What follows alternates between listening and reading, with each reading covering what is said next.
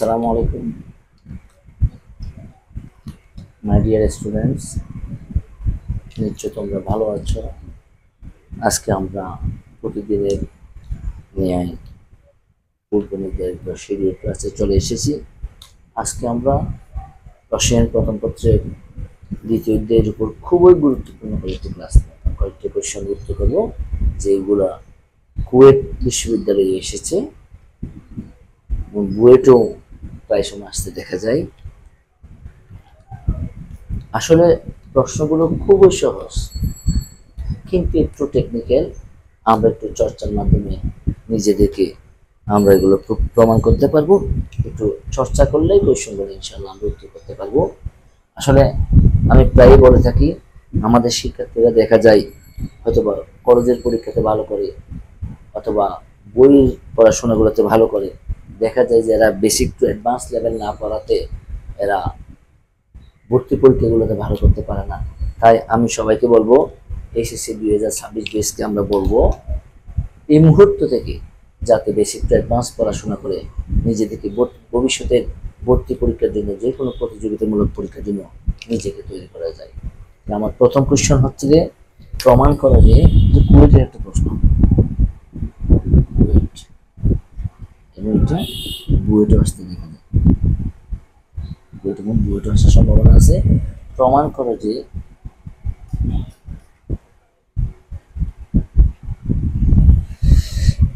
এনতম শক্তি স্তরে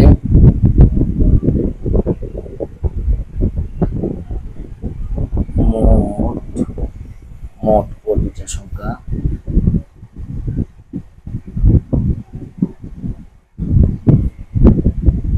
n/2 1 plus 2 প্রিয় শিক্ষার্থী, কোয়েশ্চনটা দেখে খুবই কঠিন মনে হয়। আসলে কঠিন কোনো ব্যাপার না, এখানে এটা একটু একটু প্র্যাকটিস করলে যে কোনো শিক্ষার্থী, একেবারে যে কোনো শিক্ষার্থী পারবে। এই জন্য আমি মনে করবো আমাদেরকে একটু বেশি প্র্যাকটিসের প্রয়োজন। বুঝে বুঝে প্র্যাকটিস করলে আমরা পারবো। আমরা জানি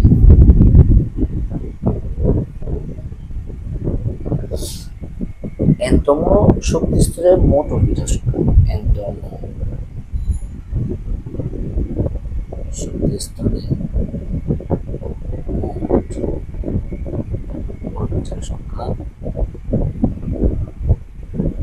n স্কয়ার। এটা ফর্মুলা, এটা আমরা সবাই জানি। এখন এই যে n স্কয়ার, এটাকে আমরা একটু এক্সপানশন করতে চাই, আমরা এটাকে করতে চাই। আমরা এটাকে করবো একটু কৌশলভাবে n/2 minus n/2 plus n square.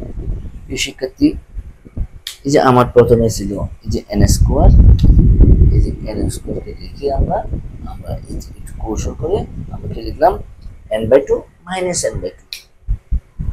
এটা বাদ দিলে 2 এর সাথে মিলে যায়।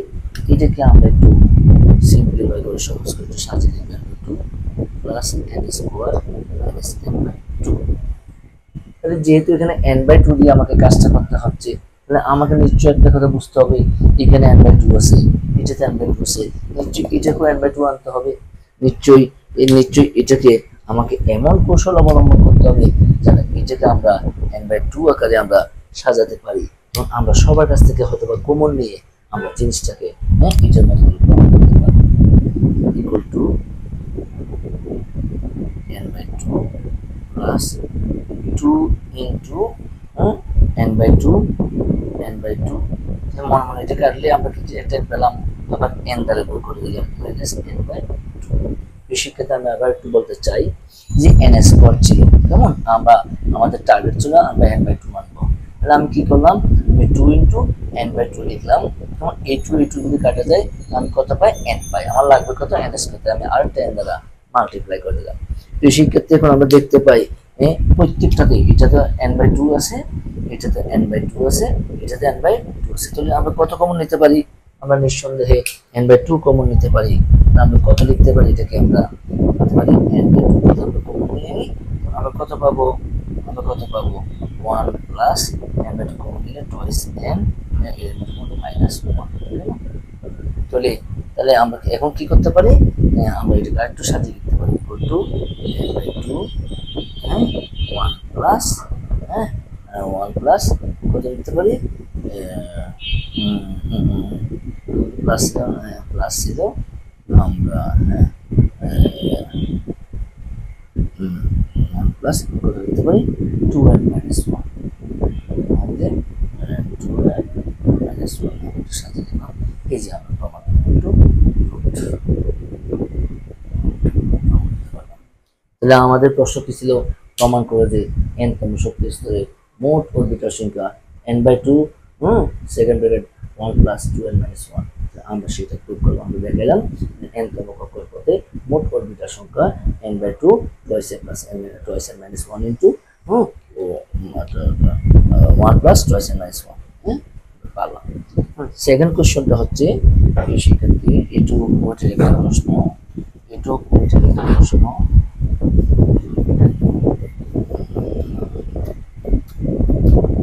এটু কোয়েটের একটা প্রশ্ন ডি অরবিটালের জন্য কোন তত্ত্বটি সঠিক নয় ডি অরবিটালের জন্য ডি অরবিটালের জন্য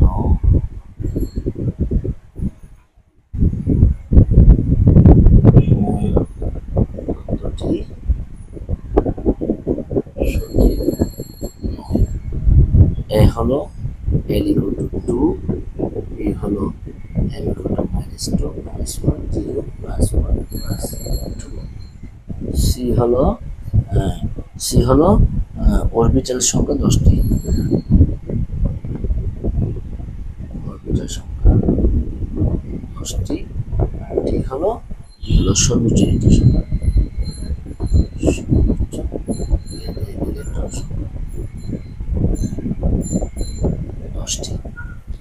প্রিয় শিক্ষার্থী এই ধরনের কোশ্চেনগুলো আসলে খুব সহজ কোশ্চেন মনে করলেও দেখা যায় কোন তথ্যটি সঠিক নয় আসলে এই যে নয় এর নেগেটিভ প্রশ্নগুলো আমরা বেশি কনফিউশন করি তো সঠিক কোন তথ্যটি সঠিক নয় জানার জন্য নিশ্চয় আমাকে এখানে 4টা কোশ্চেনের সঠিক উত্তর আমাদের জানতে হবে প্রিয় শিক্ষার্থী আমি যেটা বলতে চাই আমরা যেহেতু ডি অরবিটাল বেসিক জিনিসটা আমরা একটু ক্লিয়ার করি আমরা জানি ডি অরবিটালের জন্য তাহলে আমরা জানি এস অরবিটালের জন্য তার শক্তিমাত্রা 0 p = 1 t = 2 f = 3 তাহলে এখান থেকে আমরা দেখতে পাই এই শিক্ষাতে আমরা d = 2 এই জিনিসটা সঠিক d = 2 তাহলে এই জিনিসটা সঠিক তাহলে আমাকে বলছে কোনটা সঠিক নয় তাহলে এটা সঠিক কেমন এটাকে আমরা সঠিক হিসেবে পেলাম এরপর প্রিয় শিক্ষার্থী এখানে বলতেছেন যে m এর মান এটা আমি এর ক্ষেত্রে আমি ব্যাখ্যা দিলাম expressing অথবা explanation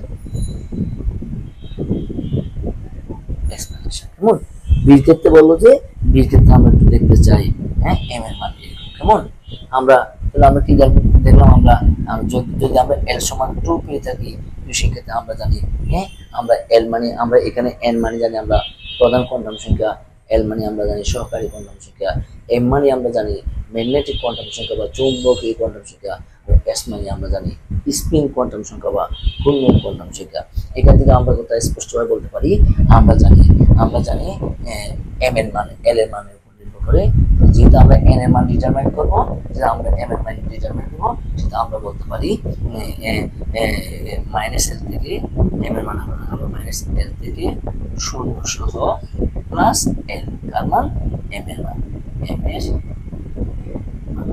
তাহলে আমরা কত লিখব -2 থেকে 0 সহ +2 আমরা বলবো -2 -1 0 +1 +2 শিক্ষার্থী আমরা এই কথাটা একটু পরিষ্কারভাবে এইভাবে বলতে পারি তাহলে এটা আমরা দেখলাম এই বি নম্বর তথ্যটি আমরা দেখলাম সঠিক আমরা বি নম্বর তথ্যটাকে আমরা সঠিক হিসেবে দেখলাম আমাকে বলছে সঠিক নয় তাহলে আমি এটাকেও কারেক্ট অ্যান্সার দিতে পারবো না এটাকে আমরা কারেক্ট অ্যান্সার দিতে পারবো না যে প্রশ্ন হচ্ছে সঠিক নয় 3 নম্বর প্রশ্ন হচ্ছে অরবিটালের সংখ্যা 10টি প্রিয় শিক্ষার্থী অরবিটাল সি নম্বর আমরা একটু দেখার জন্য আমরা কি লিখতে পারি অরবিটাল সংখ্যা আমরা একটু সূত্র নাম 2l + 1 যেহেতু আমরা l এর মান জানতে পারছি আমরা লিখব 2 * 2 + 1 তাহলে আমরা বলবো 4 + 1 = 5 তো প্রিয় শিক্ষার্থী আমরা দেখতে আমাদের প্রশ্ন আছে 10টি তার মানে কোনটি সঠিক নয় আমরা সঠিক নয় আমরা এটা পেয়ে গেলাম এটা কিনা সঠিক নয় এই যে বলছে 10টি বলছে এটা সঠিক নয় এটাকে আমরা বলবো কারণ আমার প্রশ্ন ছিল সঠিক আমরা কয়টা পেয়েছি আমরা পাঁচটা সঠিক, সঠিক কোনটা? পাঁচটা। এবং ইলেকট্রন সংখ্যা ডি কে যদি আমি ব্যাখ্যা করতে চাই, আমরা যদি ডি নম্বরকে ব্যাখ্যা করতে চাই, সর্বোচ্চ ইলেকট্রন দান করা, প্রিয় শিক্ষিত আমরা জানি ডি অরবিটালে ইলেকট্রন আছে কয়টা? পাঁচটি। প্রত্যেকটা অরবিটালে ইলেকট্রন আছে কয়টি? দুইটি। তাহলে পাঁচটি অরবিটালে ইলেকট্রন থাকবে 2 × 5 = 10। আমরা দেখাই, আমরা জানি ডি অরবিটাল কতটি? ডি অরবিটাল কতটি? পাঁচটি। প্রিয় শিক্ষার্থী, সেটা আমরা জানি ডি dz স্কয়ার, সেটা আমরা জানি dz square, dx square minus y square, dxy dzx dyz, সেটা আমরা জানি। তাহলে আমরা জানি একটি অরবিটালে ইলেকট্রন আছে কতটি জানি আমরা? দুটিতে 5। অতএব পাঁচটি অরবিটালে ইলেকট্রন আছে 2 × 5 সমান কত হবে? 10টি। আমরা এটাকে আমরা সঠিক হিসেবে দেখতে পাই। তাহলে প্রিয় শিক্ষার্থী, এটাকে আমরা সঠিক হিসেবে দেখতে পাই। এখান থেকে আমরা বলবো যে যদি বলা হয় কোনটি সঠিক নয়, তাহলে আমাকে নিঃসন্দেহে বলতে হবে যে অরবিটাল সংখ্যা 10টি। কি নয়? সঠিক নয়। প্রিয় শিক্ষার্থী, তাহলে আমরা বুঝে বুঝে এভাবে কুয়েটে আসা বিভিন্ন প্রতিযোগিতামূলক পরীক্ষাতে আসা বুয়েটের প্রশ্নগুলো আমরা এভাবে বুঝে বুঝে সমাধান করলে আমরা সব সময় নিজেদেরকে খুব ভালো অবস্থানে নিয়ে যেতে পারবো। তাই সবাইকে বলবো আমরা বুঝে বুঝে চর্চা করব। আমরা যখন বুঝে বুঝে চর্চা করবো, তাহলে আমরা যে কোনো কঠিন প্রশ্নের উত্তর আমরা সঠিকভাবে করতে পারবো। এরপরে কোশ্চেন হচ্ছে যে m সমান কোশ্চেন 3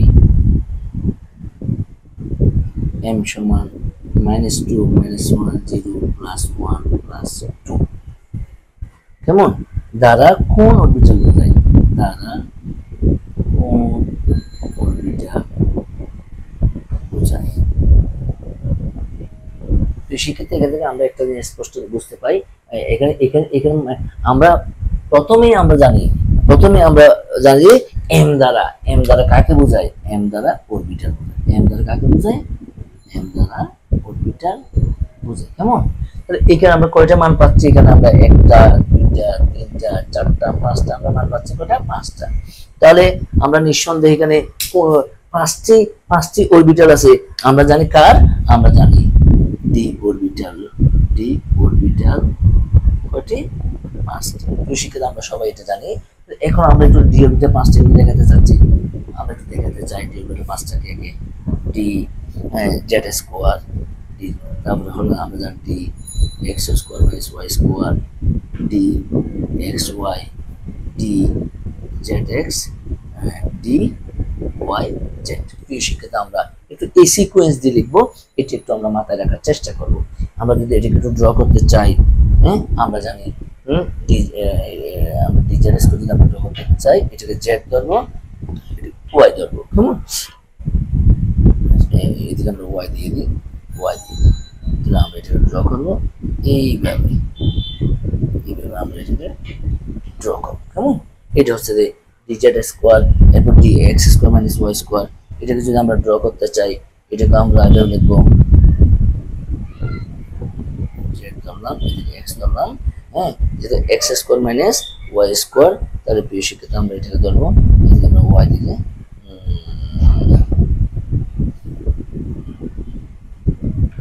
এইভাবে আমরা ড্র করবো। এক্স স্কোয়ার মাইনাস ওয়াই স্কোয়ারকে আমরা এইভাবে ড্র করবো। আর এদিকে আমি ওয়াই অঙ্ক এক্সএস দিতে পারি। আর ডি এক্স ওয়াইকে আমরা যেটা ধরবো, ডি এক্স ওয়াইকে এখানে আমি ওয়াই দিব, ওয়াই অঙ্ক এখানে আমি এক্স অঙ্ক দিব।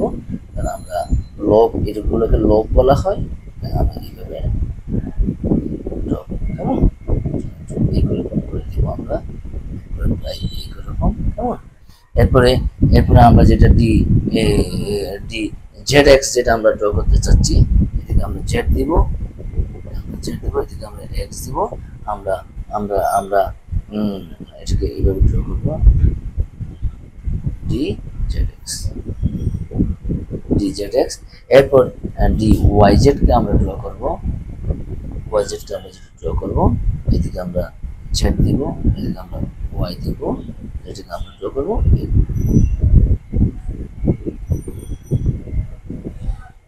প্রিয় শিক্ষার্থী, আমরা ওই যে মানগুলোকে আমরা সংখ্যা রেখার মতো আমরা একটু মাথায় এই সিকোয়েন্সটা মাথায় রাখবো।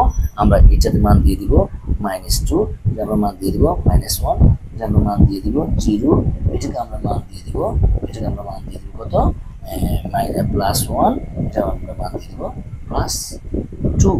তাহলে প্রিয় শিক্ষার্থী, এখান থেকে বলা হচ্ছে যে কোন অরবিটালকে বোঝায়। তাহলে যদি প্রশ্ন করা হয় -2 দ্বারা কোন অরবিটালকে বোঝায়, আমরা নিঃসন্দেহে বলবো -2 দ্বারা dz² অরবিটালকে বোঝায়।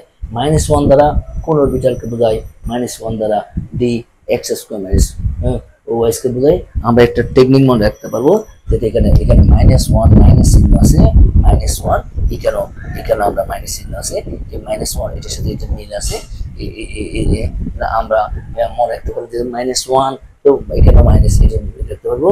0 কোনটা, 0 হচ্ছে dxy, আর +1 কোনটা dzx, +2 কোনটা dyz। প্রিয় শিক্ষার্থী, এই প্রশ্নগুলো আমরা বেশি করে চর্চা করব, বেশি করে চর্চা করব।